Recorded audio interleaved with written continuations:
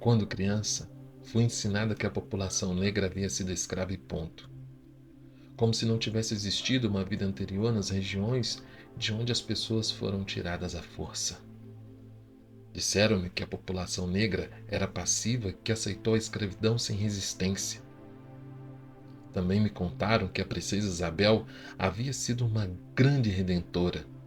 No entanto, essa era a história contada do ponto de vista dos vencedores, como diz Walter Benjamin. O que não me contaram é que o Quilombo dos Palmares, na Serra da Barriga, em Alagoas, perdurou por mais de um século e que se organizaram vários levantes de forma de resistência à escravidão, como a Revolta dos Malês e a Revolta da Chibata. Com o tempo, compreendi que a população negra havia sido escravizada e não era escrava, palavra que denota que essa seria uma condição natural, ocultando que esse grupo foi colonizado ali pela ação de outrem.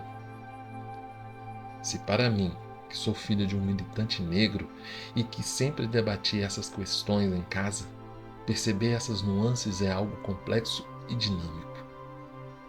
Para quem refletiu pouco ou nada sobre esse tema, pode ser ainda mais desafiador.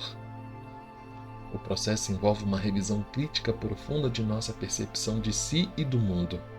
Implica perceber que mesmo quem busca ativamente a consciência racial já compactuou com violências contra grupos oprimidos.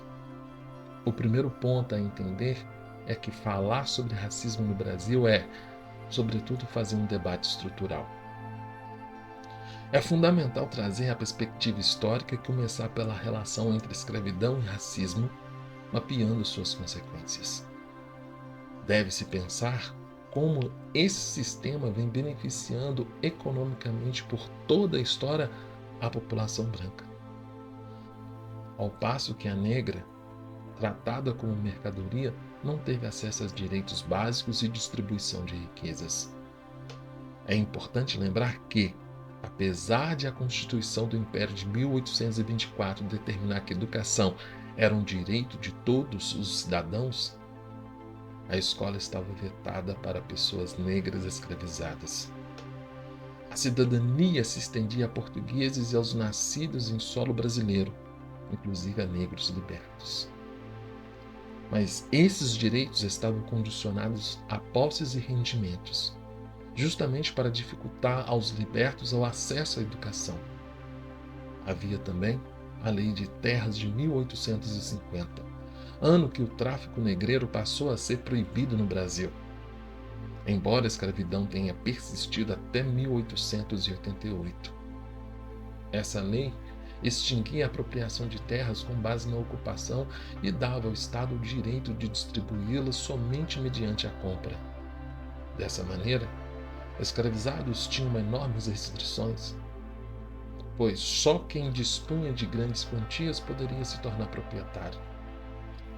A lei transformou a terra em mercadoria ao mesmo tempo que facilitou o acesso a antigos latifundiários, embora imigrantes europeus tenham recebido concessões, como a criação de colônias.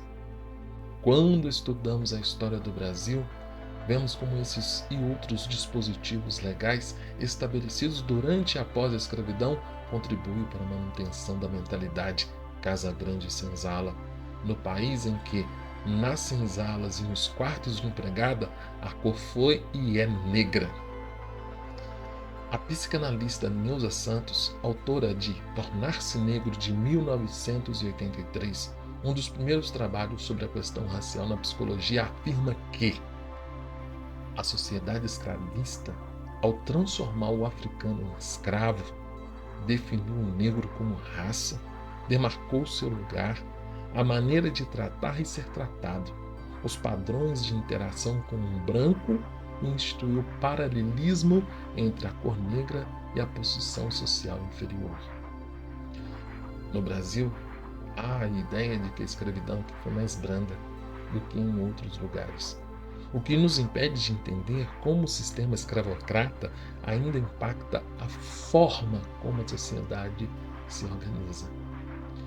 É necessário reconhecer as violências ocorridas durante o período escravista, Historiadores como Lilia Schwartz, Flávio Gomes, João José Reis e Nizam Pereira Almeida já comprovaram que essa ideia não passa de um mito. São inúmeros os fatos históricos que a desmentem. Basta lembrar, por exemplo, que a expectativa de vida dos homens escravizados no campo era 25 anos, bem abaixo da média dos Estados Unidos para o mesmo grupo, 35 anos. Movimentos de pessoas negras há anos debatem o racismo como estrutura fundamental das relações sociais, criando desigualdades e abismos. O racismo é, portanto, um sistema de opressão que nega direitos, e não um simples ato de vontade de um indivíduo. Reconhecer o caráter estrutural do racismo pode ser paralisante, afinal, como enfrentar um monstro tão grande? No entanto, não devemos nos intimidar. A prática antirracista é urgente se dar nas atitudes mais cotidianas, como disse Silva Almeida em seu livro Racismo Estrutural. Consciente de que o racismo é parte da estrutura social e, por isso, não necessita de intenção para se manifestar, por mais que calar-se diante do racismo não faça do indivíduo moral e ou juridicamente culpado ou responsável. Certamente, o silêncio o torna ética e politicamente responsável pela manutenção do racismo. A mudança da sociedade não se faz apenas com denúncias ou com o repúdio moral do racismo. Depende, antes de tudo, da tomada de posturas e a adoção de práticas antirracistas. Portanto, nunca entre numa discussão sobre racismo dizendo: "Mas eu não sou racista". O que está em questão não é um posicionamento moral individual, mas um problema estrutural. A questão é: o que você está fazendo ativamente para combater o racismo? Mesmo que a pessoa pudesse se afirmar como não racista, o que é difícil ou mesmo impossível, já que se trata de uma estrutura social enraizada. Isso não seria suficiente. A inação contribui para perpetuar a opressão. É preciso ressaltar que mulheres e homens negros não são as únicas vítimas de opressão estrutural. Muitos outros grupos sociais oprimidos compartilham experiências de discriminação em alguma medida comparáveis. Este livro foca em estratégias para combater o racismo contra pessoas negras, mas espero que, se possível, ele possa contribuir também para o combate a outras formas de opressão.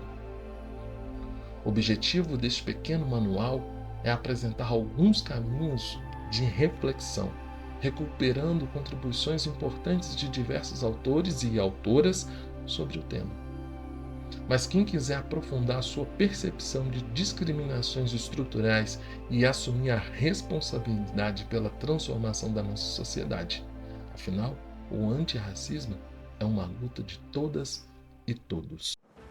Se você gostou deste vídeo, inscreva-se no canal, dê um like, ative o sininho para não perder as notificações, compartilhe com seus amigos. Link dos livros indicados na descrição do vídeo. Você também pode apoiar voluntariamente o canal para mantermos nossas publicações. Aponte seu celular no QR Code acima ou pela chave Pix que aparece abaixo. Um forte abraço, até a próxima!